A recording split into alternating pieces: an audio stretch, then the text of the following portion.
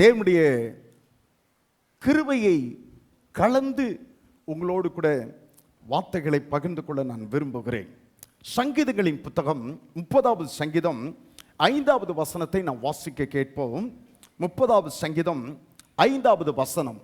அவருடைய கோபம் ஒரு நிமிஷம், அவருடைய தயவோ நீடிய வாழ்வு, சாயங்காலத்தில் அழுகை தங்கும், விடியற் காலத்திலே களிப்பு உண்டாகும். மறுபடியும் வாசிப்போம். அவருடைய கோபம் ஒரு நிமிஷம், அவருடைய தயவோ நீடிய வாழ்வு, சாயங்காலத்திலே அழுகை தங்கும், விடியற் காலத்திலே களிப்பு உண்டாகும். எல்லாரும் சொல்லுங்கள், நான் சொல்லுகிறதை. அவருடைய கோபம்,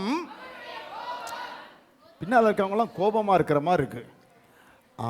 அவருடைய கோபம் ஒரு நிமிஷம், அவருடைய தயவோ நீடிய வாழ்வு, சாயங்காலத்திலே அழுகை தங்கும், விடியற் காலத்திலே களிப்பு உண்டாகும். பல முறை படித்து ஒன்றும் புரியாத பகுதி இது. பல முறை வாசித்திருக்கிறேன், ஒன்றும் புரியாத ஒரு பகுதி. ஆனால் தேவ சமூகத்திலே கர்த்தர் எனக்கு சில காரியங்களை இந்த வசனத்தின் அடிப்படையிலே சொல்லிக்கொண்டு கற்றுக் கொடுத்து இந்த வசனங்களின் ஆழத்தை அறிந்து கொள்ள கர்த்தர் உதவி செய்தார். கவனிங்கள், இந்த வசனத்தை நீங்கள் தயவாக ஒவ்வொருவன் பேச தெரிந்த ஒவ்வொரு தேவனுடைய பிள்ளைகளும் நாளே காரியம்தான், நாளே வரிகள் தான், மிகவும் எளிமையான வரிகள் தான். இந்த வார்த்தைகளை, இந்த வசனத்தை நீங்கள் மனனம் செய்து கொள்ளும்படியாய் உங்களை நான் அன்பாய் நான் கேட்டுக்கொள்கிறேன். அவருடைய கோபம் ஒரு நிமிஷம், அவருடைய தயவோ நீடிய வாழ்வு, சாயங்காலத்திலே அழுகை தங்கும், விடியற் காலத்திலே களிப்பு உண்டாகும். சொல்லுங்கள்.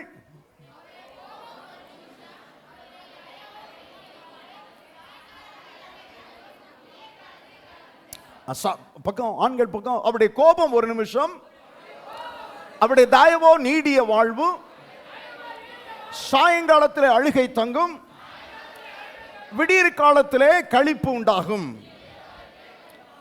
கர்த்தருடைய பிள்ளைகள் தவறான ஒரு அபிப்பிராயம் உடையவர்களாக இருக்கிறார்கள்.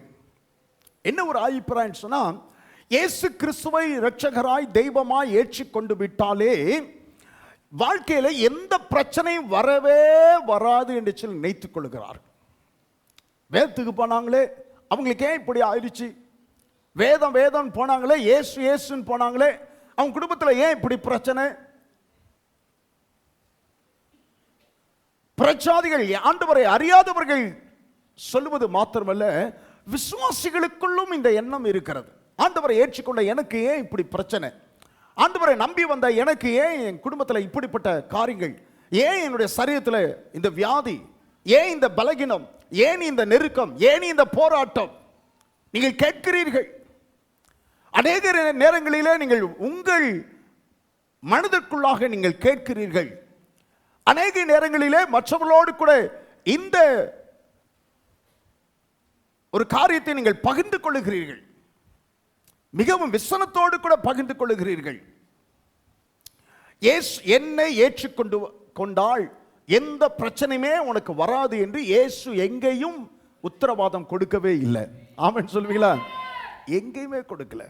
இயேசு படகிலே இருக்கும் போதும் புயல் வந்தது, இயேசு படகிலே இல்லாத போதும் புயல் வந்தது.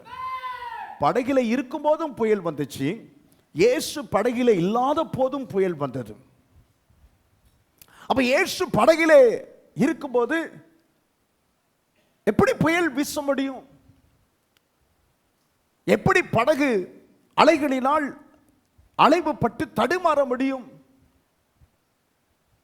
இயேசு படகில் இருக்கும் போதே, ஐயரே நாங்கள் மடிந்து போகிறோம் என்று சீசர்கள் அந்த கடலிலே பிறந்த நாள் முதற்கொண்டு கடலிலே நீந்தி பழக்கப்பட்ட அந்த மீனவர்கள் அவர்கள் சொல்லுகிறார்கள், ஐயரே நாங்கள் மடிந்து போகிறது உமக்கு கவலை இல்லையா என்று சொல்லி அவர்கள் கதறுகிறார்கள்.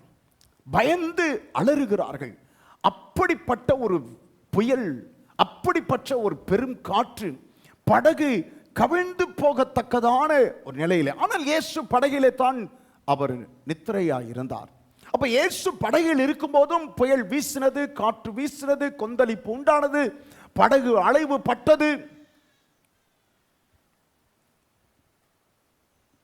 கர்த்தருடைய பிள்ளைகள் ஒன்றை தெளிவாய் அறிந்து கொள்ள வேண்டும். பாதகமான சூழலை நாட்களையும் என் விசுவாச வாழ்க்கையில் நான் எதிர்கொள்ளத்தான் வேண்டும். ஆமென் சொல்வீங்களா?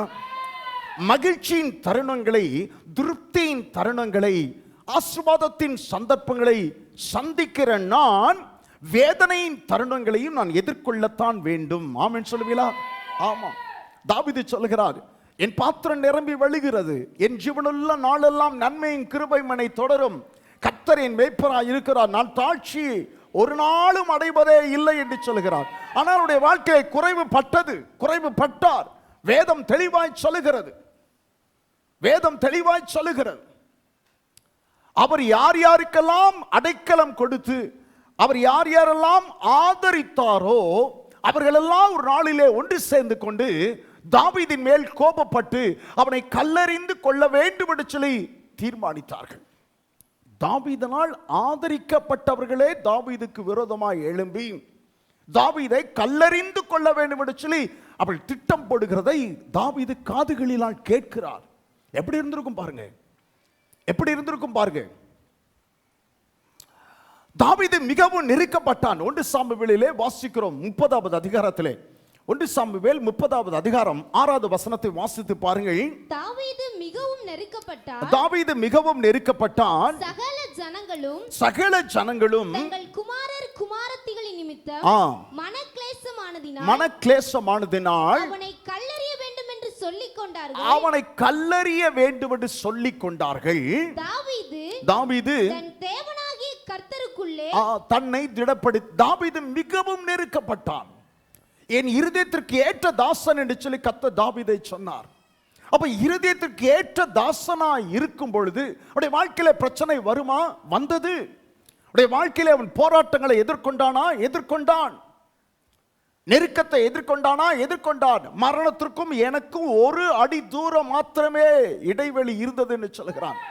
கொஞ்சம் சறுக்குனா எனக்கு சாவு காத்து கொண்டிருந்தது. அப்படிப்பட்ட ஒரு இக்கட்டான நெருக்கமான சூழ்நிலைகளுக்குள்ளாக நான் கடந்து சென்றேன் என்று சொல்லுகிறான். இந்த 44 வருட கிறிஸ்தவ விசுவாச வாழ்க்கையில் நன்மையின் நாட்களை அனுபவித்த நான் தீமையின் நாட்களையும் அனுபவித்திருக்கிறேன். அதற்காக தீமை நாட்களை நான் அப்படியே வருக வெல்கம் என்று சொல்லி வரவேற்கவில்லை. தீமை நாட்கள் வர வேண்டும் என்று சொல்லி விரும்பவில்லை. ஆனால் தீமை நாட்களின் வாழ்க்கையில் நான் சந்திக்க நேர்ந்தது. ஆமென் சொல்லுவீங்களா? ஆமா. நெருக்கத்தின் நாட்களை நான் சந்தித்திருக்கிறேன். பலகீனத்தின் நாட்களை நான் சந்தித்திருக்கிறேன். வியாதிப்பட்ட நேரங்கள் என் வாழ்க்கையிலே நான் சந்தித்திருக்கிறேன்.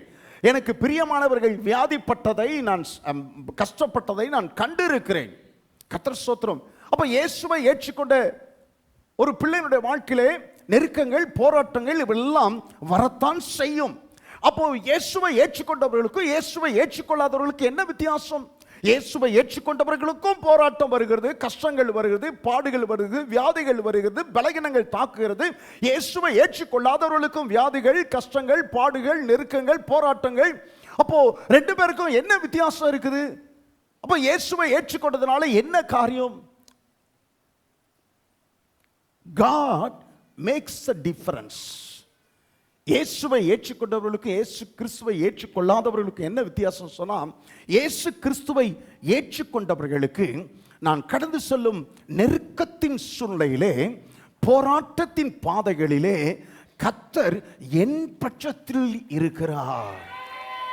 ஆமென் சொல்வீங்களா? நான் உங்கள் பட்சத்தில் இருந்து உங்களை கண்ணோக்குவேன்.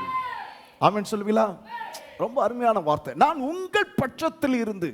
அப்ப நான் உங்கள் பட்சத்தில் இருந்து உனக்கு சப்போர்ட் பண்ணும்படி, சுகுமார் உனக்கு நான் சப்போர்ட் பண்ணும்படி உன்மேல் கண்ணோக்கமா இருக்கிறேன். உங்கள் பட்சத்தில் எந்த விதத்திலே நான் உனக்கு உதவி செய்யலாம், எந்த விதத்திலே நான் உன்னை ஆதரிக்கலாம், எந்த விதத்திலே உன் சோர்வை மாற்றலாம், எந்த விதத்திலே உன்னை நான் தூக்கி நிறுத்தலாம் என்று சொல்லி உன்மேல் நான் கண்ணோக்கமாய் இருந்து உன்னை ஆதரிக்கிறேன். இதுதான் கர்த்தருடைய வார்த்தை. என்னுடைய பிள்ளைகளுக்கு இந்த வார்த்தைகளை கர்த்தர் சொல்ல விரும்புகிறார். அதுதான் வித்தியாசம். இயேசுவை அறியாதவர்களுக்கு கர்த்தர் பட்சத்தில் இருக்கிறார், தங்களை விசாரிக்கிறார், தங்கள் மேல் கண்ணோக்கமாக இருக்கிறார் என்ற நம்பிக்கை கிடையாது. ஆனால் கர்த்தரை ஏற்றுக்கொண்ட பிள்ளைகள், நீங்கள் அந்த நம்பிக்கைக்கு முழு பாத்திரவான்களாக இருக்கிறீர்கள். ஆமென் சொல்லுவீங்களா? கரங்களை தட்டி கர்த்தருக்கு மகிமை செலுத்துவோமா? ஆமா, எந்த சூழ்நிலையில வந்தாலும். அதனால தான் சாத்ராக், மேஷாக், ஆபேத் நேகோ சொல்லுகிறார்கள், நாங்கள் ஆராதிக்கிற தேவன் எங்களை தப்புவிக்க வல்லவராக இருக்கிறார். ஆமென் சொல்லுவீங்களா? அருமையான ஸ்டேட்மெண்ட். அவர் எங்களை தப்புவியாமல் போனாலும் கூட நாங்கள் அவரை சேவிக்கிறதை விட்டு எங்கள் எண்ணத்தை நாங்கள் மாற்றிக்கொள்வதே இல்லை. சூளையிலே, ஆக்சுவலா நெருப்பு சூளையிலே, அக்கினி சூளையிலே அவர்கள் எரிந்திருக்கப்படக்கூடாது. ஆனால் அவர்கள் எரியப்பட்டார்கள். 3 பேரும் 7 மடங்கு அதிகமாக்கப்பட்ட அந்த அக்கினி சூளையிலே அவர்கள் எரியப்பட்டார்கள். கர்த்தர் 4வது நபராக அவர்களோடு கூட அவர்களாக. ஆமென் சொல்லுவீங்களா? ஆமா, கர்த்தர் ஸ்தோத்திரம். அதனாலதான் சங்கீதக்காரன் சொன்னான், நான் துன்பத்தின் நடுவில் நடந்தாலும் கலக்கம் அடையேன், கர்த்தர் என்னோடு கூட இருக்கிறார், இயேசு என்னோடு கூட இருக்கிறார். ஆமென் சொல்லுவீங்களா? ஆமா. தானியேல் கவனிங்க, சிங்கக்கெபியிலே போடும்போது அவருக்கு 30 வயசு, 40 வயசு, 28 வயசு அப்படியெல்லாம் கிடையாது. அவருக்கு எத்தனை வயசு தெரியுமா? 86 வயசு.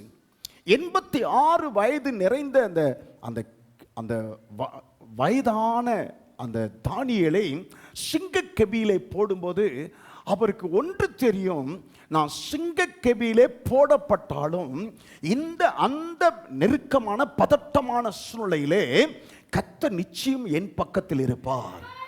ஆமென் சொல்லுவீங்களா? என் பட்சத்தில் இருப்பார், என் பட்சத்தில் இருப்பார். ராஜாவுக்கும் அது தெரிந்திருந்தது. அதனாலதான் சிங்கக்கெபியில போடப்பட்ட ஒருவனை அடுத்த நாள் காலையில வந்து கூப்பிட முடியுமா? ஒரு சிங்கம் இல்லை, பசியோடு கூட இருக்கிற சிங்கங்களின் கெபியிலே தூக்கி எறியப்பட்ட தானியேலை அடுத்த நாள் காலையிலே ராஜா வந்து, தானியேலே, தானியேலே, நீ ஆராதிக்கிற தேவன் உன்னை தப்புவிக்க வல்லவரா இருந்தாரா? ஆமென் சொல்லுவீங்களா? அந்த அந்த தைரியம், கர்த்தர் என் பட்சத்தில் இருக்கிறார், நான் மரண இருளின் பள்ளத்தாக்கிலே நடந்தாலும் பொல்லாப்புக்கு பயப்படும், தேவரீர் என்னோட கூட இருக்கிறீர். ஆமென் சொல்லுவீங்களா? மரண இருளின் பள்ளத்தாக்கிலே நடக்கவே மாட்டேன், அந்த சூழ்நிலையே வராது என்று சொல்லவில்லை. நான் நடந்தாலும், நடக்க வேண்டி இருந்தாலும், நடக்க வேண்டிய சூழ்நிலை ஏற்பட்டாலும் நான் பொல்லாப்புக்கு பயப்படேன், கர்த்தர் என்னோடு கூட இருக்கிறார், அவரது கோலும் அவரது தடியும் என்னை தேற்றும். அல்லேலூயா. இந்த சங்கீதம் ஒரு தடவை இன்னொரு தடவை சொல்லுவோம், சொல்லுங்க. பைபிள் பார்த்துட்டு அவருடைய கோபம் சொல்லுங்கள், அவருடைய கோபம், ஒரு நிமிஷம், அவருடைய தயவோ நீடிய வாழ்வு, அப்படி கொஞ்சம் நீட்டி சொல்லுங்க, நீடிய வாழ்வு. அப்புறம் சாயங்காலத்தில் அழுகை தங்கும், விடியற் காலத்தில் களிப்பு உண்டாகும். இந்த சங்கீதம் தாவீது எழுதின சங்கீதம். இந்த சங்கீதம் தாவீதினுடைய வீட்டு கிரக பிரவேசத்தின் போது, வீட்டு பால் காய்ப்புன்னு சொல்லுவாங்களே, வீடு பிரதிஷ்டை செய்யப்பட்ட பொழுது தாவீது இந்த சங்கீதத்தை அந்த வீட்டு பிரதிஷ்டையின் வேளையிலே பாடினாராம். அருமையான சங்கீதம் பாருங்க. வீட்டு பிரதிஷ்டை நேரத்திலே தாவீது இந்த பாடலை அவர் பாடினார். இந்த பாடலிலே இந்த வார்த்தைகள் ஆழமான ஒரு வார்த்தை. நமக்கு இது வந்து புரிகிற மாதிரி இருக்கும், புரியாத மாதிரி இருக்கும், அர்த்தம் உள்ளது போல இருக்கும், அர்த்தமே இல்லாதது போல இருக்கும். அவருடைய கோபம் ஒரு நிமிஷம், அவருடைய தயவோ நீடிய வாழ்வு, சாயங்காலத்திலே அழுகை தங்கும், விடியற் காலத்திலே களிப்பு உண்டாகும். ஆமென் சொல்லுவீங்களா? அல்லேலூயா. நீங்கள் ஒவ்வொருவரும் இந்த வார்த்தைகளை, இந்த வசனங்களை மனனம் செய்ய நான் உங்களை அழைக்கிறேன். ஏன் சொன்னா, இந்த சங்கீதம் speaks the most profound truth about the Lord. கர்த்தரை குறித்து, அவருடைய சாபத்தை குறித்து ஒரு ஆழமான சத்தியத்தை விளக்குகிற வார்த்தைகள் இந்த 5வது வசனம். அவருடைய குணாதிசயத்தை குறித்து, தேவனுடைய சுவாபத்தை குறித்து, அதனுடைய ஆழமான சத்தியத்தை, கருத்தை விளக்குகிற வசனம் இந்த வசனம். கர்த்தர் ஸ்தோத்திரம். அப்ப இந்த வசனத்தை கர்த்தருடைய பிள்ளைகள் தெளிவாக அவர்கள் உணர்ந்து கொள்ள வேண்டும், புரிந்து கொள்ள வேண்டும். அவருடைய கோபம் ஒரு நிமிஷம், சொல்லுங்கள், அவருடைய கோபம் ஒரு நிமிஷம். கர்த்தர் ஸ்தோத்திரம். His anger is only for a moment. His anger is only for a moment. அவருடைய கோபம் ஒரு நிமிஷம், ஒரு சனப்பொழுது மாத்திரமே. ஒரு நிமிஷம்னா அப்படியே tick tick tick tick tick tick tick tick tick tick tick அப்படியே ஒரு நிமிஷம் அப்படியே பார்த்துக்கிட்டே இருக்குதுல்ல. ஒரு நிமிஷம் இருங்களேன் அப்படின்வாங்க. வீட்டில் பாஸ்டர் மாட்ட கிளம்பிட்டியாமா, கிளம்பியாச்சா, ஒரு நிமிஷம் அப்படின்வாங்க. அந்த ஒரு நிமிஷம்னா பெண்கள் ஒரு நிமிஷம் சொன்னால் அது எவ்வளோ நேரம்? 1 மணி நேரம். கரெக்டாக சொன்னார் அனுபவசாலி. ஒரு மணி நேரம், 1 மணி நேரம். ஆமாம், எனக்கு பொறுமையெல்லாம் போயிடும். காரில் உட்காந்துட்டு பாம் ஹார்ன் அடித்தாலும் சரி, இவருக்கு இதே தான் வேலை. அப்படி மனசுக்குள்ளே நினச்சிக்கோங்க, வெளியே சொல்ல மாட்டாங்க. இதுக்கு இவர் தான் வேலை. அப்போ நானும் இதுதான் நமக்கு வேலை, இதுவே நமக்கு வேலையாச்சு. நம்ம என்ன செஞ்சாலும் நம்ம வீட்டில் சட்டம் பண்ணுறதே கிடையாது. எனக்கு நன்றாய் தெரிந்திருந்தாலும் விடுறதே கிடையாது. ஒரு நிமிஷம் வெயிட் பண்ணக்கூடாதா? அதுக்குள்ளார 10 முறை அடிக்கிறீங்களே. ஒரு நிமிஷம், நான் ஒரு நிமிஷமா வெயிட் பண்ண மனசார போய் சொல்றியே. ஒரு நிமிஷமா வெயிட் பண்ண கிடையாது. அப்போ என்ன அர்த்தம்? அந்த ஆண்டவருடைய வார்த்தை அப்படி ஒரு நிமிஷம்னா ஒரு சனப்பொழுது. ஆங்கிலத்தில் is anger is only for a moment, ஒரு சனப்பொழுது. ஆமாம் சொல்லுவீங்களா? ஆமாம். ஒரு சத்தியத்தை நீங்கள் அறிந்து கொள்ள வேண்டும். அந்த அவருடைய கோபம் என்று தமிழிலே சொல்லப்பட்டு இருக்கிறது. ஆனால் அதனுடைய மூலப்பதம் எப்படின்னு சொன்னா அவருடைய வருத்தம். அவருடைய வருத்தம். தேவன் கோபப்படுகிறாரா? கோபப்படுகிறார். ஆமென் சொல்லுவீங்களா? கோபப்படுகிறார். இயேசு கோபப்பட்டாரா? கோபப்பட்டாரா? ஆமா. என்னைக்கு ஆச்சு நான் உங்களை சவுக்கில் அடிச்சிருக்கேனா? ஆனா பாஸ்டர் ஜீசஸ் அவரே சவுக்கை உண்டு பண்ணி, அவரே சவுக்கை உண்டு பண்ணி, ஒரு அடி ஒழுங்கா வருவியா? ஒரு நாள் நான் சவுக்கை வச்சுக்கிட்டு கையில் வச்சுக்கிட்டு வரவங்களெல்லாம், லேட்டில் வரவங்களெல்லாம் ஆளுக்கு ஒன்று முதுகில் கொடுத்தனா என்ன நினைப்பாங்க என்னை பற்றி? சொல்லுங்க, என்ன நினைப்பாங்க? அடுத்த வாரம் நான் செஞ்சு பார்க்கட்டுமா? என்ன நினைப்பாங்க? ஆனால் இயேசு செய்தாரே. இயேசு கோபப்பட்டார், சவுக்கை உண்டு பண்ணினி அங்கே அந்த வியாபாரம் செய்து வந்த எல்லாவற்றையும் அவர் விரட்டினார். அந்த வியாபாரம் செய்து வந்த தட்டு வச்சிருக்காங்களே, அந்த பலகை வச்சிருக்காங்களே, அந்த பலகையை கவிழ்த்து போட்டார். அவர் காலில் தூக்கி எறிஞ்சார். புறா குஞ்செல்லாம் அவிழ்த்து விட்டார். எல்லா புறாக்களும் சுதந்திர தினத்தில் பறக்கிற மாதிரி பறந்துருச்சு. கோபப்பட்டார். அப்போ தேவன் கோபப்படுவாரா? கோபப்படுகிறார். கோபப்படுகிறார். தேவன் வருத்தப்படுவாரா? வருத்தப்படுவார். அப்போ தேவன் எப்பொழுது கோபப்படுகிறார்? தேவன் எப்போது வருத்தப்படுகிறார் தெரியுமா? அவருடைய பிள்ளைகள் அவருடைய வார்த்தைக்கு கீழ்ப்படியாமல் போகும்போதெல்லாம் கர்த்தர் வருத்தப்படுகிறார். ஆமா, நான் உங்களை பத்தி சொல்லல. உங்களுக்கு வலது பக்கத்தில் ஒருத்தங்க இருக்காங்களா பார்த்தீங்களா? உங்களுக்கு இடது பக்கத்தில் ஒருத்தங்க இருக்காங்க பார்த்தீங்களா? அவங்கள பற்றி தான் இன்னைக்கு சொல்றேன். உங்களை பற்றி நான் சொல்லவே இல்லை. உங்களை பற்றி நீங்கள் சொல்லவே இல்லை. உங்களை பற்றி நான் நல்ல அபிப்பிராயம் வைத்திருக்கிறேன். உங்கள் வலது பக்கத்தில் இருக்கிறவர்களை குறித்து தான், உங்களது இடது பக்கத்தில் இருக்கிறவர்களை குறித்து தான் நான் வருத்தத்தோடு இந்த வார்த்தைகளை நான் பகிர்ந்து கொள்கிறேன். அப்போது உங்கள் வலது பக்கத்தில் இருக்கிறவங்க, உங்கள் இடது பக்கத்தில் இருக்கிறவங்க தேவனுடைய வார்த்தைக்கு கீழ்ப்படியாமல் போகிறாங்க பார்த்தீங்களா? உங்களுக்கு தெரியல. அப்போ தான் கர்த்தர் கோபப்படுகிறார், வருத்தப்படுகிறார். அல்லேலூயா, அல்லேலூயா. ஆமாம். You are not doing what God has told you to do. You are doing what God has told you not to do. தேவன் எதை செய்யென்று சொன்னாரோ அதை நீங்கள் செய்யாதிருக்கும் போது தேவனுக்கு வருத்தம். தேவன் செய்யாதே என்று எதை சொன்னாரோ அதை நீங்கள் செய்யும் போது கர்த்தருக்கு கோபம். ஆமென் சொல்வீங்களா? அல்லேலூயா. எல்லாம் தேவனுடைய பிள்ளைகளும் ஒன்றை நீங்கள் நன்றாய் அறிந்து கொள்ள வேண்டும்.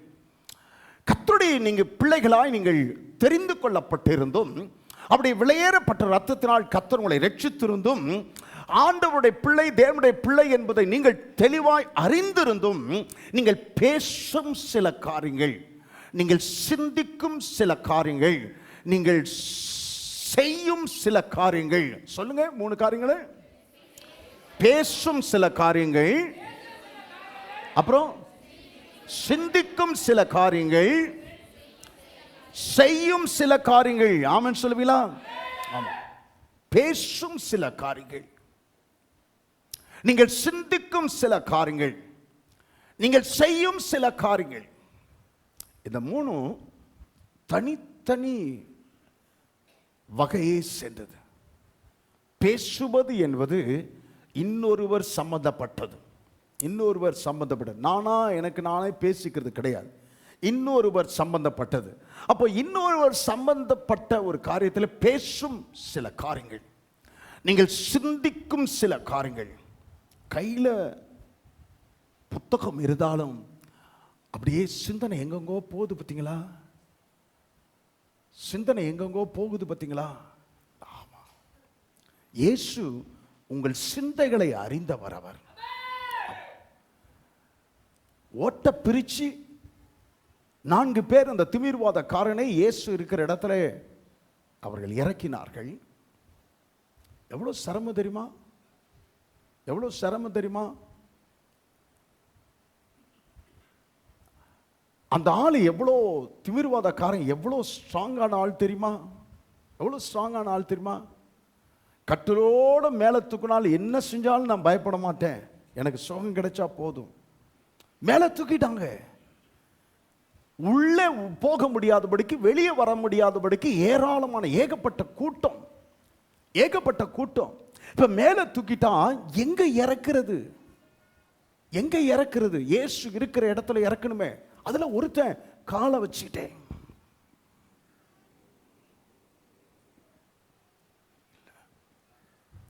இன்னொரு இடத்துல அந்த வீட்டில் ஒவ்வொரு இடமா நான் உங்களுக்கு சொல்லுகிறேன், காட்டு புஷ்பத்தை நீங்கள் பாருங்கள், அவர்கள் விதைப்பதும் இல்லை, நூற்பதும் இல்லை,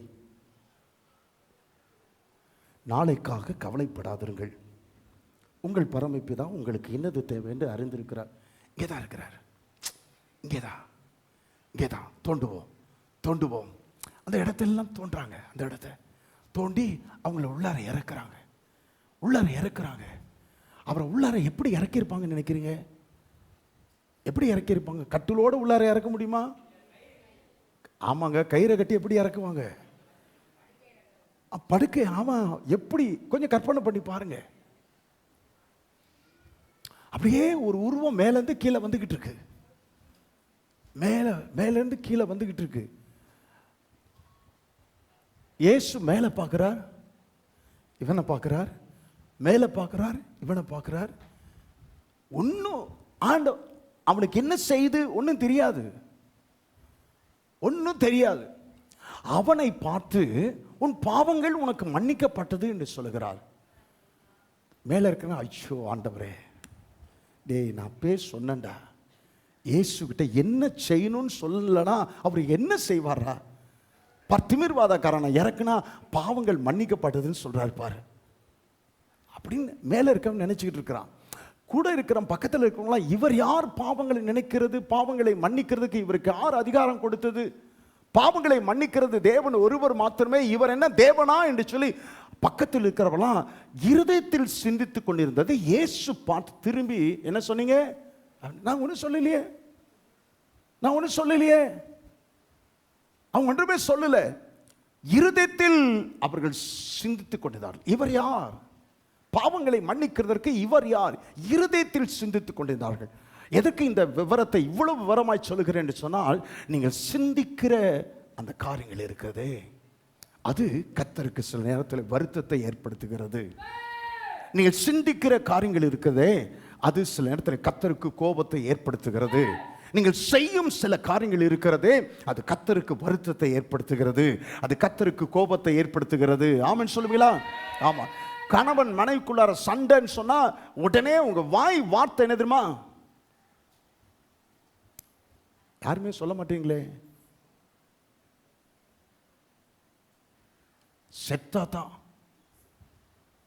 செத்தாதான் நிம்மதியா, அப்பயாச்சும் நிம்மதியா இருந்துட்டு போங்க. செத்தாதான் உடனே வாயின் வார்த்தையில் வருவது சாவு, மரணம் வாயின் வார்த்தைகளில் வருவது.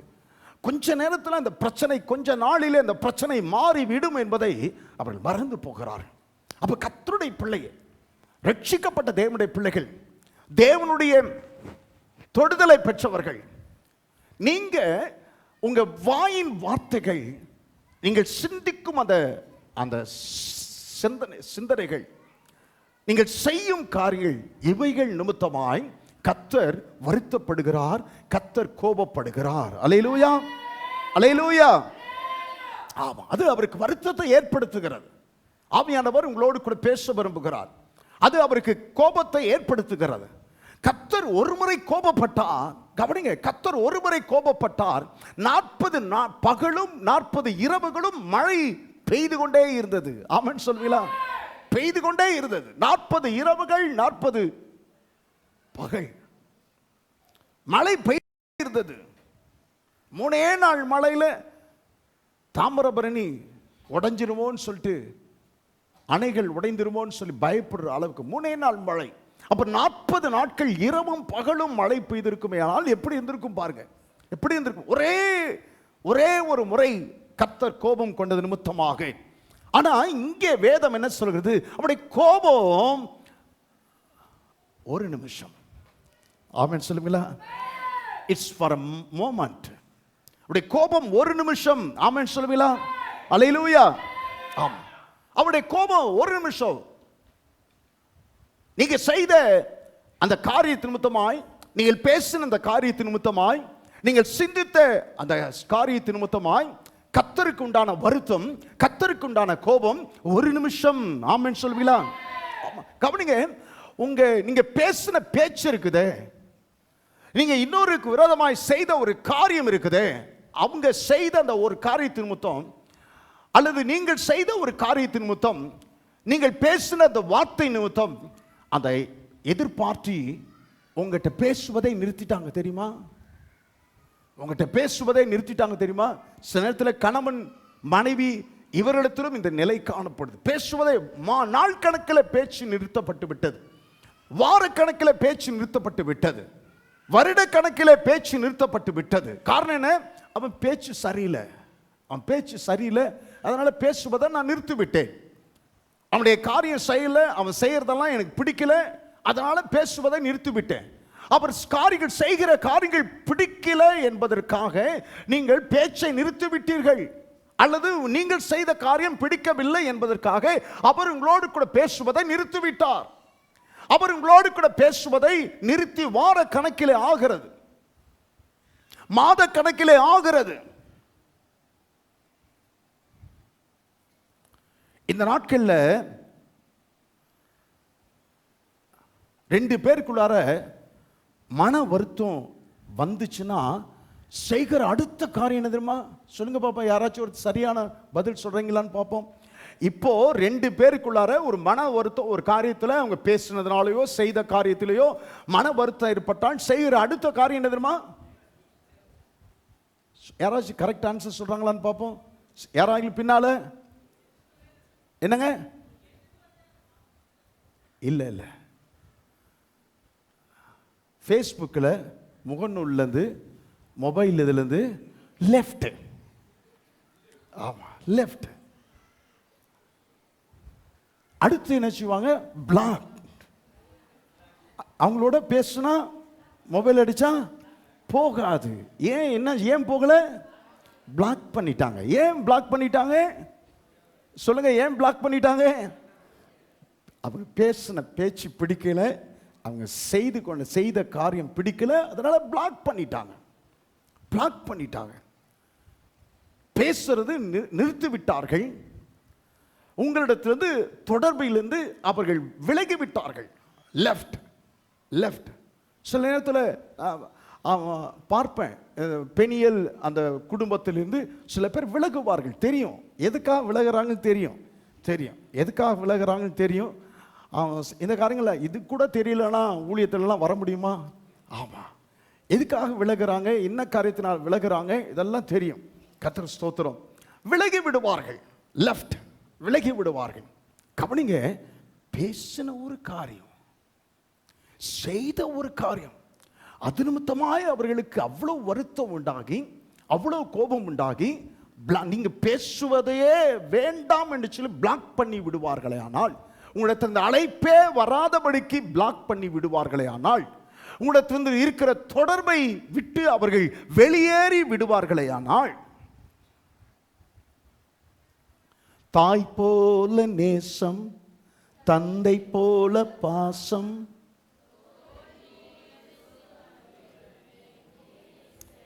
என் ஏசையா தெரிஞ்சே தப்பு பண்ணும்போது, தெரிஞ்சே இதை பேசும்போது, தெரிஞ்சே இந்த காரியத்தை செய்யும்போது, தாய் போல நேசம், தந்தை போல பாசம், தோள் மீது சுமக்கிற இயேசு எவ்வளவு வருத்தப்படுவார் தெரியுமா? எவ்வளவு எவ்வளவு கஷ்டப்படுவார் தெரியுமா? எவ்வளவு கோபப்படுவார் தெரியுமா? எத்தனை முறை நீங்கள் உங்களை தாய் போல நேசித்து, தந்தை போல பாசம் வைத்து, தோள் மீது சுமக்கிற இந்த கர்த்தரை எத்தனை முறை நீங்கள் உங்கள் செயலால், உங்கள் சிந்தையால், உங்கள் பேச்சினால் நீங்கள் அவரை வருத்தப்படுத்தி இருக்கிறீர்கள் என்பதை நினைத்திருக்கிறீர்களா? நீங்கள் அவருக்கு கோபத்தை ஏற்படுத்தி இருக்கிறீர்கள் என்பது உங்களுக்கு தெரியுமா? படித்து பெரியவன் ஆகட்டும் என்று சொல்லி கஷ்டப்பட்டு ஒரு குடும்பம்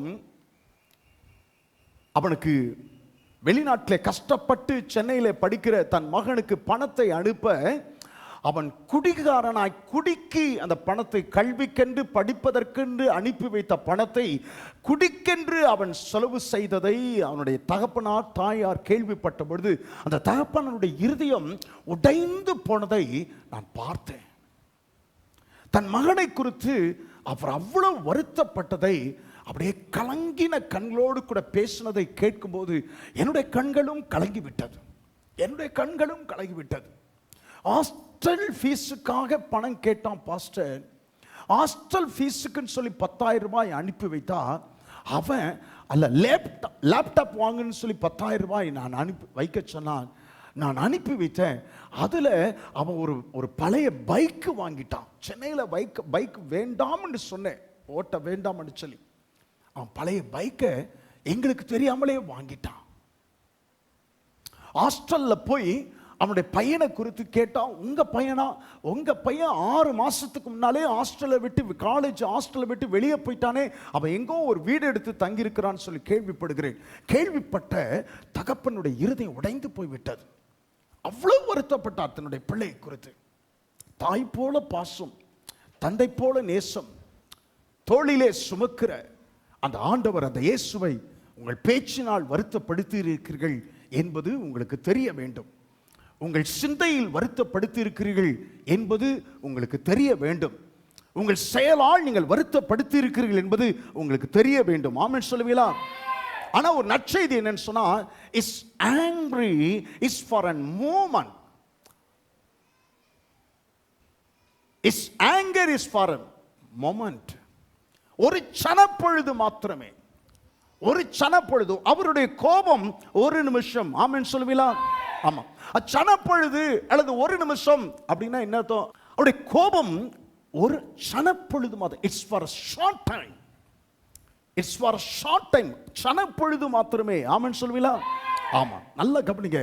அப்படியே மெல்ல மெல்ல இந்த வார்த்தைகளை உங்களுக்கு சொல்ல வரும். மனதிலே நீங்க என்ன அவருக்கு பிடித்தமில்லாத காரியத்தை எவ்வளவு பேசின பொழுதும், அவருக்கு பிடித்தமில்லாத மன கஷ்டத்தை ஏற்படுத்துகிற காரியத்தை எத்தனை முறை நீங்கள் செய்த பொழுதும், அவர் வருத்தப்படும்படியாய் பொல்லாத காரியங்களை குறித்து நீங்கள் சிந்திக்கிற பொழுதும், அதை அவர் அறிந்திருக்கிற பொழுதும், உங்கள் மேல் தன்னுடைய மனதுக்குள் எந்த விதமான கோபத்தையும் குரோதத்தையும் வெறுப்பையும் அவர் வைத்துக் கொள்வதே இல்லை. ஆமென் சொல்வீங்களா? எந்த விதமான கோபத்தையும் வெறுப்பையும் அவர், குரோதத்தையும் grudge என்று சொல்வார்கள் ஆங்கிலத்தில், எந்த விதமான குரோதத்தையும் அவர் வைத்துக் கொள்வதே இல்லை. காரணம், அப்படி உங்க மேல இல்ல, யார் மேலையும் அவர் கோபத்தையும் குரோதத்தையும் வெறுப்பையும் வைப்பது தேவனுடைய சுபாவத்திற்கு அது முற்றிலும் முரணானது என்பதை நீங்கள் தெரிந்து கொள்ள வேண்டும். ஆமென் சொல்லுவீங்களா? ஆமா, நீங்கள் தெரிந்து கொள்ள வேண்டும், நீங்கள் அதை புரிந்து கொள்ள வேண்டும். யார் மேலையும் என்ன செய்தாலும் கர்த்தர் ஸ்தோத்திரம், பிடிக்க வராங்க.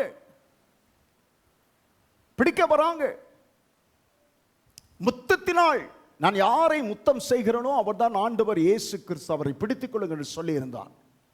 எல்லாரும் சேவர்கள் வந்த பொழுது முத்தத்தினால் இயேசுவனை பார்த்து, சிநேகிதனே, முத்தத்தினாலாயா என்னை காட்டி கொடுக்கிறாய்? எப்படி இருந்திருக்கும் பாருங்க. எப்படி தாங்கல, அதனாலதான் போய் நாண்டு கொண்டு செத்துட்டான். தாங்கல அந்த வார்த்தை, சொன்ன வார்த்தை சிநேகிதனே என்று சொன்னது அதனால ஏற்றுக்கொள்ள முடியல. இவ்வளவு காரியங்கள் செய்தும் என்னை பார்த்து துரோகின்னு சொல்லலையே, சிநேகிதனே என்று சொன்னாரே. அவர் குரோதத்தை, வெறுப்பை, பகையை ஒரு நாள் வைத்துக் கொள்வதே இல்லை. ஆமென் சொல்லுவீங்களா? ஆமா. ஆனா என்ன நினைக்கிறோம், நம்ம என்ன நினைக்கிறோம், ஒரு விசுவாசி நெருக்கமான சூழ்நிலைகளுக்குள்ளாய் போகும்போது, ஒரு எதிர்பாராத ஒரு கஷ்டமான ஒரு சூழ்நிலையை ஒரு விசுவாசி எதிர்கொள்ளும் போது, ஒரு திடீரென்று இனம் புரியாத ஒரு பலகீனம் வியாதிக்குள்ளாக அந்த விசுவாசி கஷ்டப்படும் போது, அல்லது உங்களுடைய குடும்பத்திலே ஒரு பெரிய ஒரு போராட்டம் நெருக்கம் உண்டாகும் போது என்ன நினைக்கிறோம், கவனிங்க, என்ன நினைக்கிறோம், அவங்க செஞ்ச தப்புக்கு தான் கர்த்தர் சரி செய்கிறார். God is paying back for them. God is paying back for their iniquities. அவங்க செஞ்ச தப்புக்கு தான், என்ன அக்கிரமம் பண்ணானோ, என்ன செஞ்ச தப்பு யாருக்கு தெரியும்? அப்படிதான் சொல்லுவாங்க, யாருக்கு தெரியும்? அதனால தான் அனுபவிக்கிறான். கர்த்தர் சரி கட்டுகிறார். அது மிகவும், அது சாத்தானுடைய கூற்றே ஒழிய அது தேவனுடைய கூற்று அல்ல. ஆமென் சொல்லுவீங்களா? சத்தமா சொல்லுவோம் அல்லேலூயா. நம்ம செஞ்ச தப்புக்கு, நம்ம பேசின தவறான வார்த்தைக்கு, அவரை கோபப்படுத்தின காரியத்திற்கு அவர் சரி கட்டி இருப்பார். ஆனால் இன்னைக்கு பாதி பேர் கல்லறைக்குள்ளார தான் இருந்திருக்கணும். பாதி பேர் எங்க தான் இருந்திருக்கணும்? கல்லறைக்குள்ளார தான் இருந்திருக்கணும். பாதி பேர். ஆமா, ரெஸ்ட் இன் பீஸ், தோற்றம் மறைவு அப்படின்னு சொல்லி நிறைய விசுவாசிகளுடைய பேரோட தோற்றம் மறைவுன்னு சொல்லி ஒரு சிலுவை வைக்கப்பட்டிருக்கும். நிறைய பேர் அங்கே தான் இருப்பாங்க. அதுவும் சகோதரிகள் நிறைய பேர் அங்கே தான் இருப்பீங்க. சங்கீதத்தில் 103வது சங்கீதம் சொல்லுகிறது 10வது வசனம் வாசித்து பாருங்க. 103வது சங்கீதம் 10வது வசனம் வேகமாய். அவர் நம்முடைய பாவங்களுக்கு தக்கதாக, கவனிங்க, ரொம்ப அருமையான வசனம் பாருங்க. அவர் நம்முடைய பாவங்களுக்கு தக்கதாக நமக்கு செய்யாமலும் நம்முடைய அக்கிரமங்களுக்கு தக்கதாக நமக்கு சரிகட்டாமலும் இருக்கிறார். எல்லாரும் என்னை பார்த்து சொல்லுங்க, அவர் என்னுடைய பாவங்களுக்கு தக்கதாக செய்யாமலும் என்னுடைய அக்கிரமங்களுக்கு தக்கதாக சரி கட்டாமலும் இருக்கிறார். உங்கள் பாவங்களுக்கு தக்கதாய் கர்த்தர் செய்யவில்லை, உங்கள் அக்கிரமங்களுக்கு தக்கதாய் கர்த்தர் சரி கட்டவில்லை. அவர் அப்படி சரி கட்டுகிற தேவன் அல்ல. ஆமென் சொல்லுவீங்களா? அல்லேலூயா. சனப்பொழுது வருத்தம் சொல்லுங்கள், சனப்பொழுது வருத்தம். ஆமா, வருத்தப்படுகிறார். சனப்பொழுது வருத்தம். அவருடைய கோபம் ஒரு நிமிஷம், அப்புறம் அவருடைய தயவும் நீடிய வாழ்வு. ஆமென் சொல்லுவீங்களா? ஆமா, நீடிய வாழ்வு. தமிழிலே நீடிய வாழ்வு அர்த்தம் சரியா புரியல. கர்த்தர் ஸ்தோத்திரம். அவருடைய தயவு நீடிய வாழ்வும். His favor is for life. His favor is for life. His anger is for a moment and his favor is for life. அவர் உங்கள் மேல் காட்டுகிற தயவு வாழ்நாள் முழுவதற்கும், வாழ்நாள் எல்லாம் தயவளித்தி என் மேல் தயவளித்தி, வாழ்நாள் எல்லாம் அவருடைய தயவு வாழ்நாள் முழுமைக்கும். சொல்லுங்கள், அவருடைய தயவு. என்ன இப்படி சொல்றீங்க? அவருடைய தயவு என் வாழ்நாள் முழுமைக்கும். இன்னும் கொஞ்சம் பின்னால் இருக்கும் சத்தமும் சொல்லுங்க, அவருடைய தயவு என் வாழ்நாள் முழுமைக்கும். His favor is extended to you for your lifetime. His favor is extended to you for your lifetime. உடைய வாழ்நாள் முழுமைக்கும் அவருடைய தயவு அப்படியே நீடிக்கப்படுகிறது. ஆமென் சொல்லுவீங்களா? ஆமா, நீட்டிக்கப்படுகிறது. அல்லேலூயா. தயவுனா என்ன தெரியுமா அர்த்தம்? தயவுனா நீதிமொழிகளிலே 19வது அதிகாரத்தில் வேகமாய் வாசிங்கள். நீதிமொழிகள் 19வது அதிகாரம் 22வது வசனத்தை வாசித்து பாருங்க. நன்மை செய்யும் ஆசையே தயவு. சொல்லுங்கள், தயவுனா என்ன?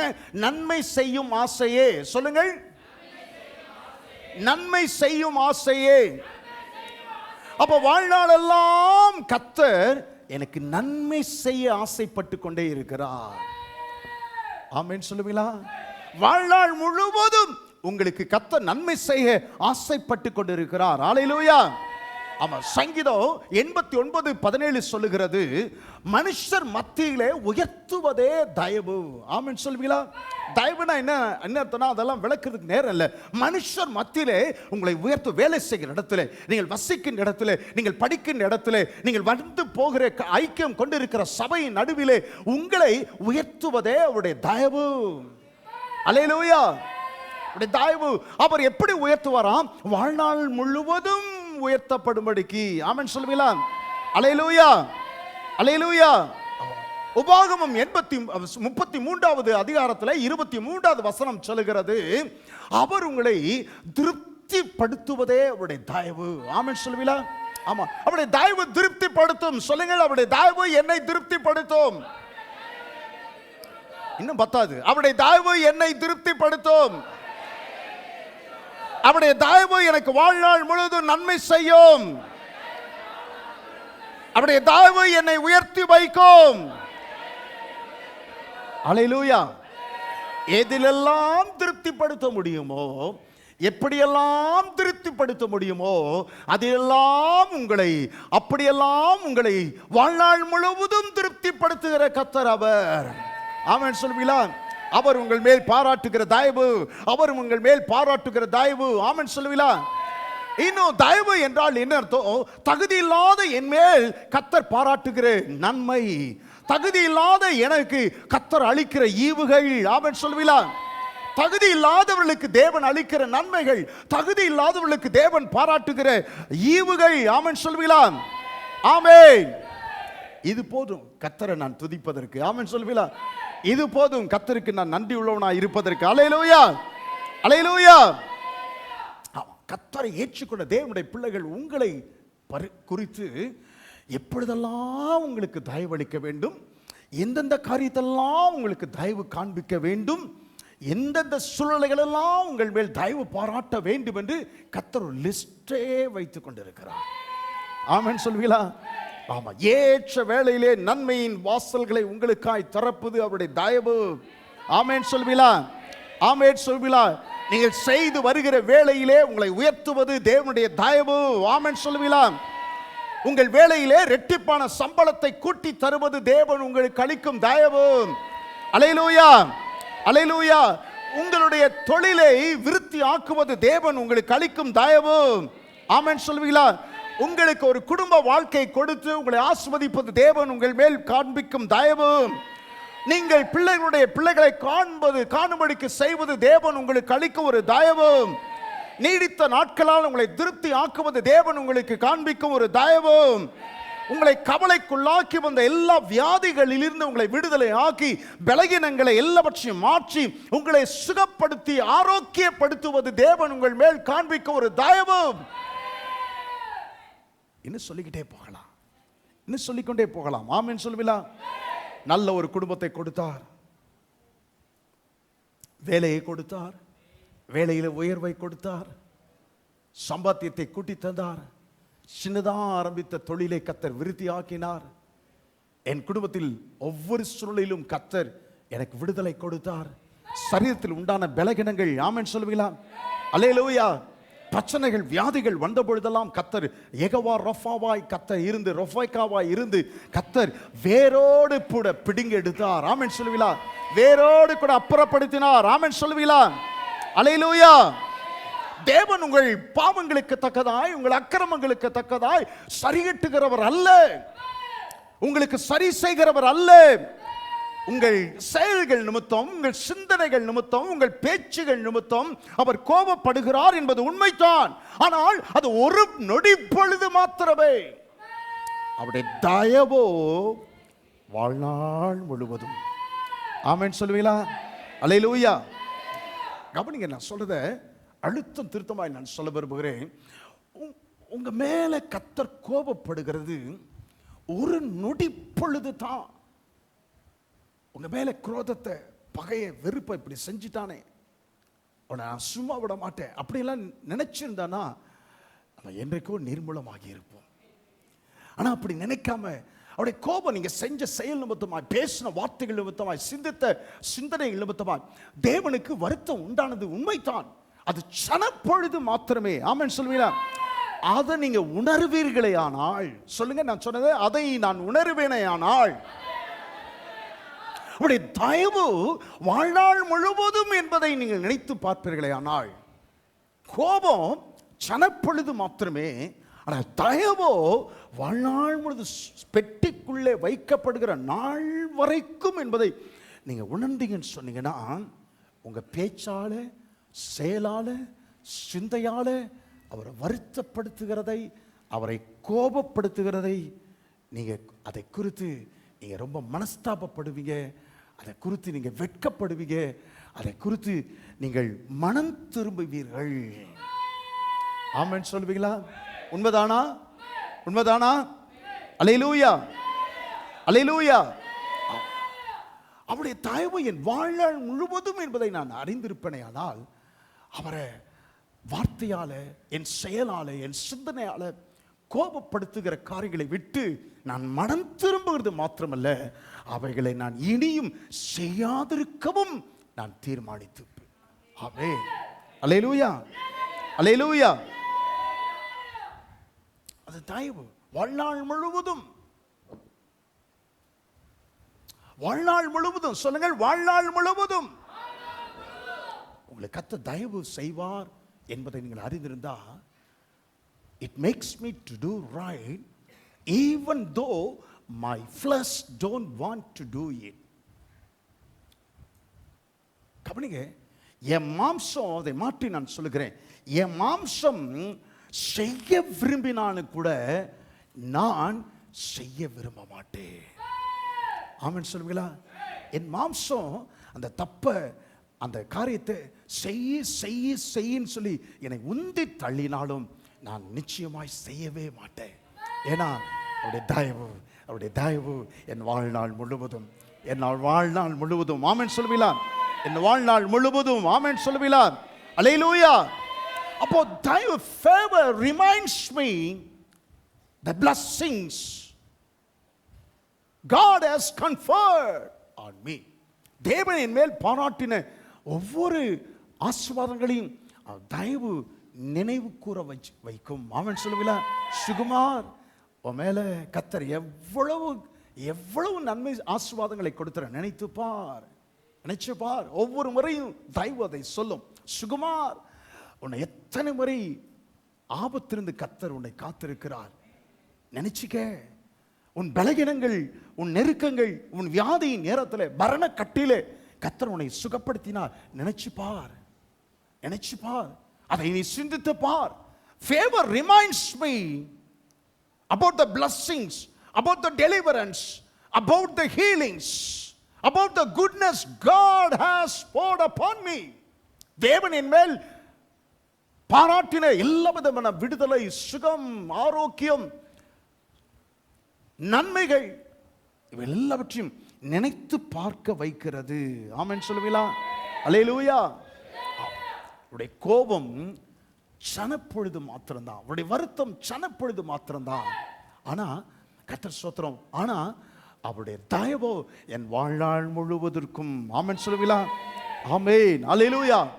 அந்த his favor is for life என்று சொன்னா, வாழ்நாள் முழுவதுக்கும் அவர் தயவுன்னு சொன்னா, கவனிங்க, இந்த பிள்ளையா இருக்கும்போது 18 வயசிலும் அவர் காண்பிக்கும் தயவு வித்தியாசம், இந்த பிள்ளை திருமண வயது வரும்போது காண்பிக்கும் தயவு வித்தியாசம், இந்த பிள்ளைகளை பெற்று தாயாய் குடும்பத்திற்கு தகப்பனும் தாயுமாய் இருக்கும்போது தேவன் காண்பிக்கிற அந்த தயவு அது ஒரு விதமாக, இவர்கள் மத்திய வயதை அடையும் போது தேவன் காண்பிக்கிற தயவு, அவர்கள் முதிர் வயது ஆகும்போது தேவன் அவர்களுக்கு காண்பிக்கிற தயவு, வாழ்நாள் முழுவதும் சொன்னா வாழ்நாள் முழுவதும் ஒரே காலகட்டத்திலே என் வாழ்க்கை இருப்பது இல்லை. ஆமென் சொல்லுவீங்களா? ஒவ்வொரு காலத்திலும் என் வாழ்க்கையின் சூழ்நிலைகள், என் நிலை மாறிக்கொண்டே இருக்கிறது. ஆமென் சொல்லுவீங்களா? என் நிலை மாறிக்கொண்டே இருக்கிறது. அல்லேலூயா. என் நிலை மாறிக்கொண்டே இருக்கிறது. தயவு எந்த நிலையிலே நீங்கள் இருந்தாலும் சாகிற வரைக்கும் கர்த்தருடைய தயவு உங்கள் மேல் இருந்து கொண்டே இருக்கும். எந்த சூழ்நிலையிலே, எந்த வயதிலே, எந்த பிராயத்திலே, ஆமென் சொல்லுவீங்களா, எந்த நிலையிலே நீங்கள் இருந்தாலும், வாழ்க்கையின் நிலையிலே நீங்கள் காணப்பட்டாலும், அந்த நிலையிலே தேவனுடைய தயவு உங்கள் மேல். ஆமென், ஆமென் சொல்லுங்க. அவருடைய கோபம் ஒரு நிமிஷம், அவருடைய தயவோ நீடிய வாழ்வு. சாயங்காலத்திலே அழுகை தங்கும், விடியற் காலத்திலே களிப்பு உண்டாகும். சாயங்காலத்திலே அழுகை தங்கும். சொல்லுங்கள், சாயங்காலத்திலே அழுகை தங்கும். Weeping is only for a night. His anger is only for a moment. His favor is for life. His weeping, your weeping is only for a night. சாயங்காலத்திலே அழுகை தங்கும். சில பேர் இன்றைக்கும் இந்த நாளிலே வெளியே சிரித்து கொண்டு இருக்கிறீங்க. உங்க முகத்துல பவுடர் இருக்குது, உங்க வாயில சிரிப்பு இருக்குது, ஆனா இருதயத்தில் அழுது கொண்டு இருக்கிறீங்க. உங்க சூழ்நிலை நிமித்தமாய், உங்கள் பலகீனத்தின் நிமித்தமாய், உங்கள் பிள்ளைகளுடைய காரியங்கள் நிமித்தமாய், உங்களுடைய புருஷனுடைய காரியத்தின் நிமித்தமாய், உங்களுடைய குடும்ப சூழ்நிலை நிமித்தமாய், கடன் நிமித்தமாய், பலகீனங்கள் நிமித்தமாய், வியாதி நிமித்தமாய் உள்ளுக்குள்ளே அழுது கொண்டிருக்கிறீர்கள். அழுது கொண்டிருக்கிற தேவனுடைய பிள்ளைகள் உண்டு என்று கர்த்தருடைய ஆவியானவர் சொல்லுகிறார். அழுது கொண்டிருக்கிறீர்கள். யாரிடத்திலும் சொல்ல முடியாத ஒரு நிலையிலே நீங்கள் உங்களுக்குள்ளே புழுங்கிக் கொண்டு உங்களுக்குள்ளே நீங்கள் அழுது கொண்டிருக்கிறீர்கள். கர்த்தர் ஸ்தோத்திரம். உங்களுக்குண்டான நஷ்டத்தின் நிமித்தமாய், உங்களுக்குண்டான ஒரு இழப்பு நிமித்தமாய், நீங்கள் அனுபவித்து வருகிற இந்த கஷ்டமான சூழ்நிலை நிமித்தமாய் நீங்கள் அழுது கொண்டிருக்கிறீர்கள். கர்த்தர் சொல்லுகிறார், சாயங்காலத்திலே அழுகை தாங்கும். ஆமென் சொல்லுவீங்களா? It's only your weeping is only for a night. சாயங்காலம்னா என்ன தெரியுமா அர்த்தம்? சொல்லுங்க, சாயங்காலம்னா என்ன அர்த்தம்? யாராச்சும் ஒருத்தர் சொல்லுங்க பாப்பா.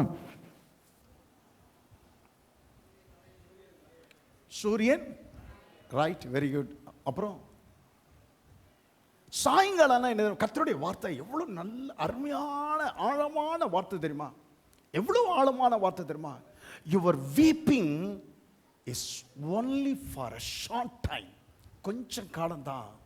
மகனே, மகளே, நீ அழுது கொண்டிருப்பது கொஞ்ச காலத்திற்கு தான். ஆமென் சொல்வீங்களா?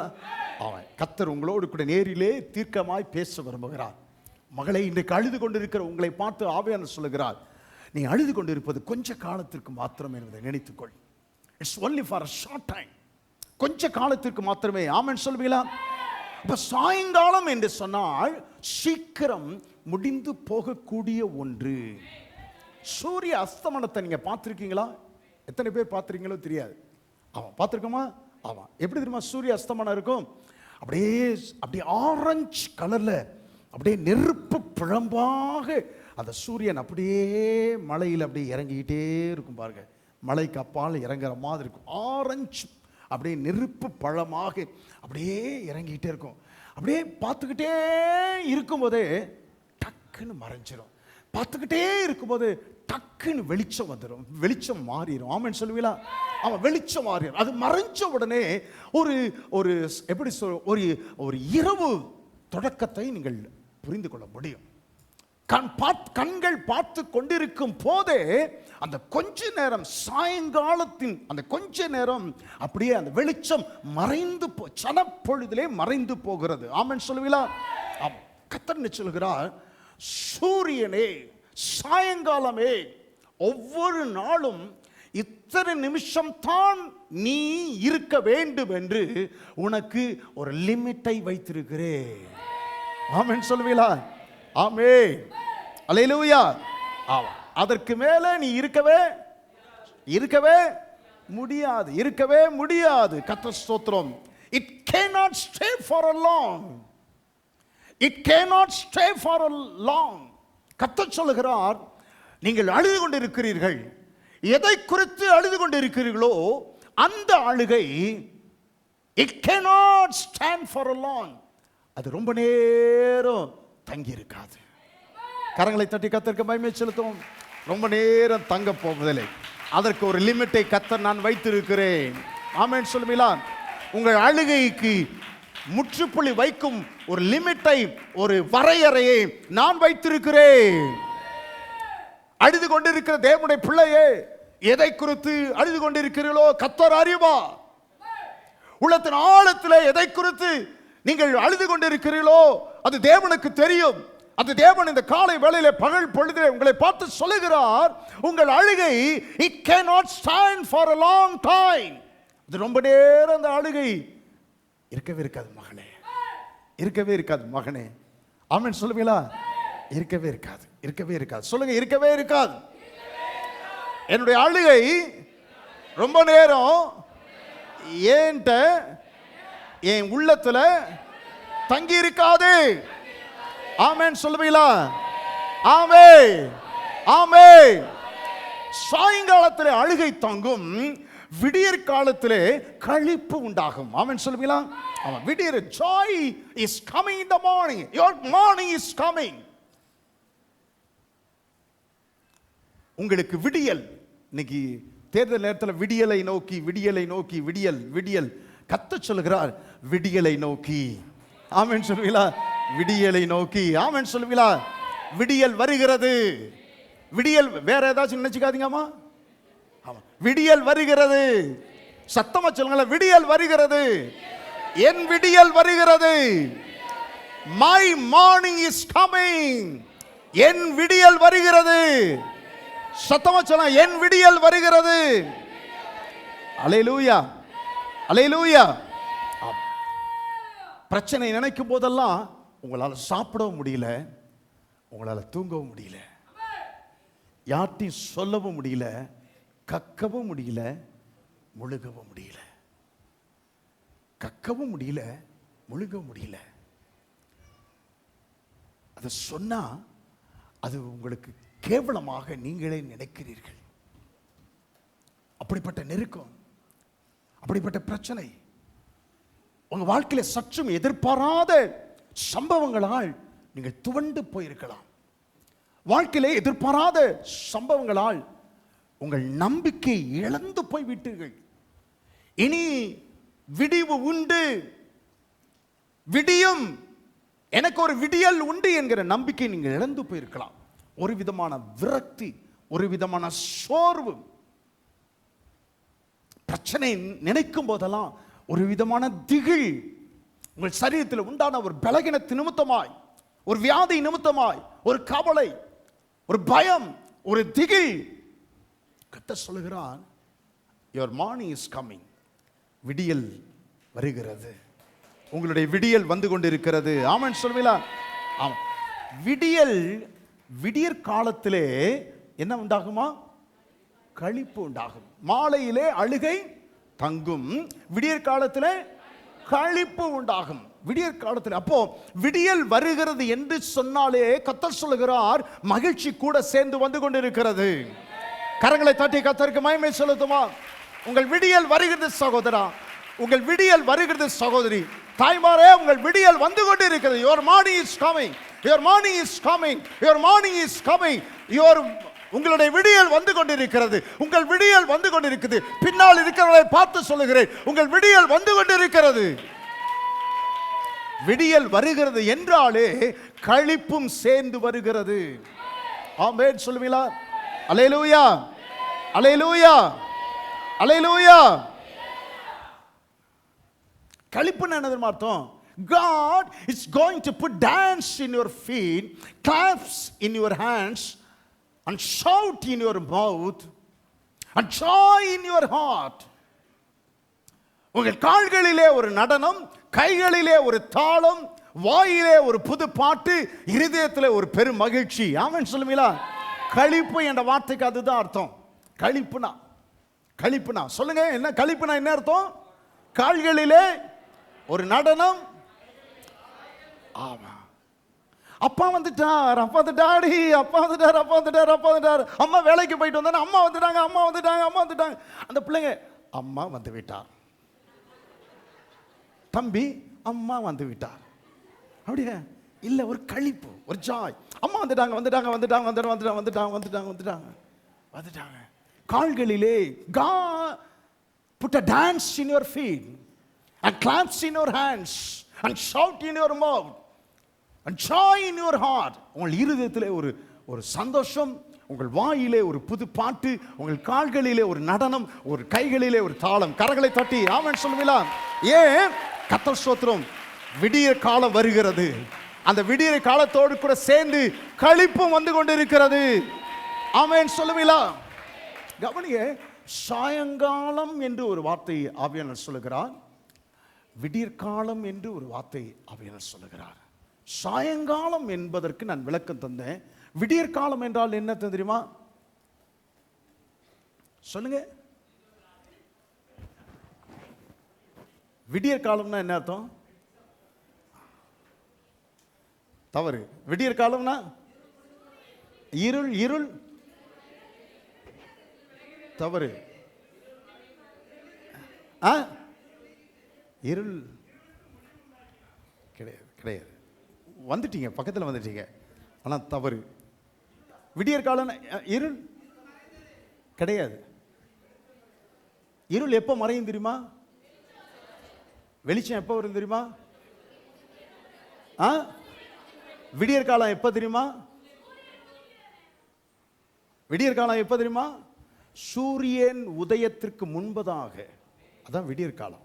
தெரியுமா? ஆமாம், சூரிய உதயத்திற்கு முன்பதாக இருக்கிறது தான் விடியற்காலம். உங்க விடியற்காலத்தை பற்றிலாம் சொல்லல. உண்மையான விடியற்காலம் எப்போ? சூரியன் உதிப்பதற்கு முன்பதாக. சூரியன் உதிப்பதற்கு முன்பதாக வெளிச்சம் வருவதே கிடையாது. வெளிச்சம் வரும். அது எப்படி? எந்த வெளிச்சம் தெரியுமா? விடியற்கால வெளிச்சம். உன் வெளிச்சம் விடியற்காலத்தை போலவும். ஆமென் சொல்லுங்களா? வெளிச்சம் விடியற்காலத்தின் வெளிச்சம். அப்ப விடியற்காலத்தின் வெளிச்சம்னா என்ன அர்த்தம் தெரியுமா? ஆமா, பஸ் வரும், ஆனா பக்கத்துல வந்ததுக்கு அப்புறம் தான் நாகர்கோயிலா திருநெல்வேலியான்னு தெரியும். ஆனா பஸ் வர தெரியுமா? தெரியும். ஆமா, அந்த விடியற் காலத்துல பார்த்தா பக்கத்துல வந்ததுக்கு அப்புறம் தான் நாகர்கோயில் பெட்டியெல்லாம் தூக்கிட்டு போய் நின்னா நாகர்கோயில்னு வரும். உடனே இவங்க வந்துருவாங்க பின்னாடி. ஆமா, மறுபடியும் இன்னொரு பஸ் வரும், வந்துருச்சு வந்துருச்சு வந்துருச்சுன்னு சொல்லிட்டு பக்கத்தில் போய் தான் ஆலங்குளம்னு போட்டு வரும். அப்புறம் பின்னாடி போயிடுவாங்க. இதுதான் நான் நிறைய பேரை நானும் செய்திருக்கிறேன், மற்றவர்களையும் பார்த்துருக்கிறேன். கர்த்தர் ஸ்தோத்திரம். ஏன்னா விடியற் காலம் சரியாய் தெரியாது, சரியாய் தெரியாது. இன்னும் இருள். while it was dark, while it was dark, இன்னும் இருள் இருக்கையில். சொல்லுங்கள், இன்னும் இருள் இருக்கையில். அதான் வெளிச்சம், விடியற் காலம். கர்த்தர் சொல்றார், இன்னும் இருள் இருக்கும் போதே உன் விடியல் வந்து கொண்டிருக்கிறது. அந்த விடியலை தொடர்ந்து ஒரு களிப்பு தொடர்ந்து கொண்டிருக்கிறது. ஆமென் சொல்லுங்களா? இன்னும். கர்த்தர் ஸ்தோத்திரம். சூரிய உதயம், it was very easy for people to laugh at the sunshine. சூரியன் உதயமானதை பார்த்தோன்னே எல்லாம் கை தட்டுவாங்க. கன்னியாகுமரியில் பார்த்துருக்கீங்களா? கடற்கரையில் சூரியன் உதிக்குதுன்னு சொன்னா எல்லாம் கை தட்டுவாங்க, எல்லாம் ஆரவாரம் ஆர்ப்பரிப்போம். அது வரைக்கும் எப்படி தெரியுமா இருப்பாங்க? எல்லாம் சைலண்டா இருப்பாங்க.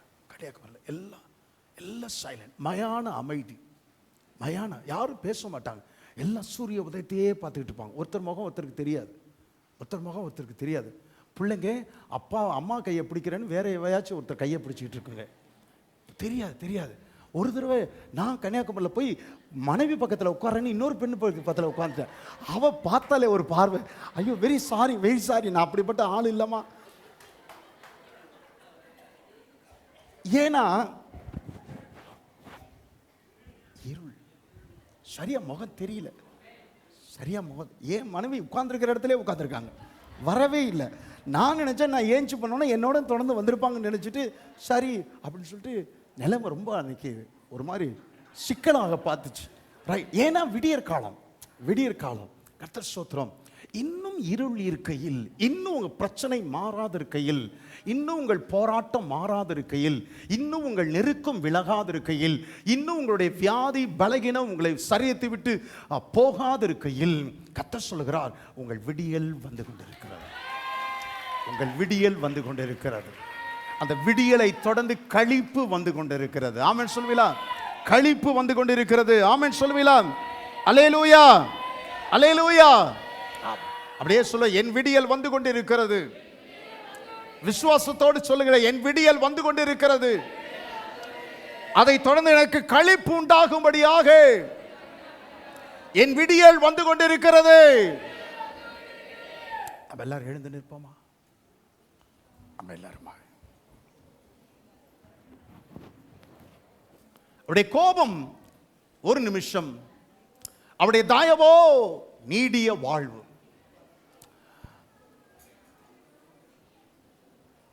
சாயங்காலத்திலே அழுகை தங்கும், விடியற் காலத்திலே களிப்பு உண்டாகும். எல்லாரும் சேர்ந்து சொல்லுமா? அவருடைய கோபம்.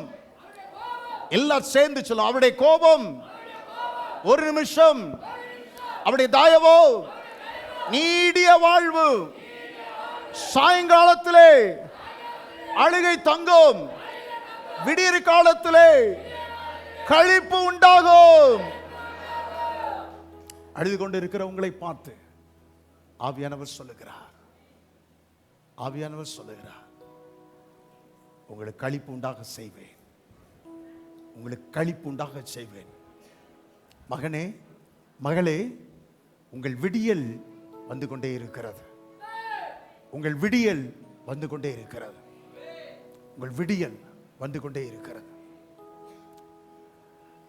அவருடைய தயவு உங்கள் வாழ்நாள் முழுவதற்கும் என்பதை நீங்கள் அறிந்திருப்பீரானால், இன்னும் உங்கள் செயலால், உங்கள் சொல்லால், உங்கள் சிந்தையால் தேவனை வருத்தப்படுத்துவதை, தேவனுக்கு கோபத்தை ஏற்படுத்துவதை நிச்சயமாய் விட்டு விலகும்படிக்கு நீங்கள் தீர்மானிப்பீர்கள். இனியும் தேவனை வருத்தப்படுத்தும்படியாய்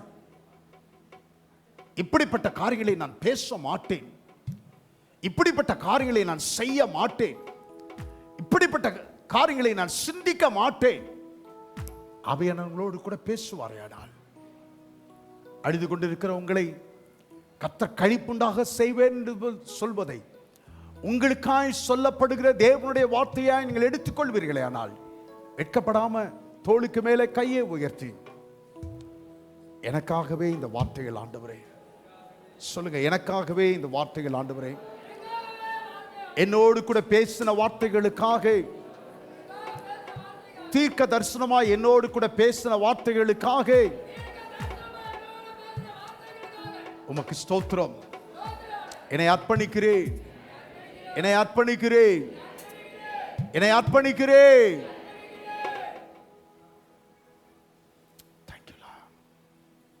ஒவ்வொரு பிள்ளைகள் மேலும் கரத்தை வைங்க ஆண்டவரே. இந்த பிள்ளைகளுடைய அழுகைக்கு முற்றுப்புள்ளி வைத்து களிப்புண்டாக செய்வதற்காக உமக்கு ஸ்தோத்திரம்.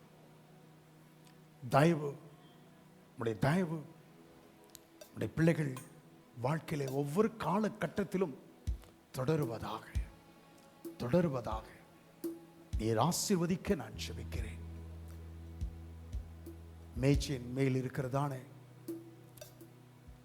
இந்த மார்ச் மாதத்திற்குரிய இந்த ஆசீர்வாதத்தின் பந்திக்காக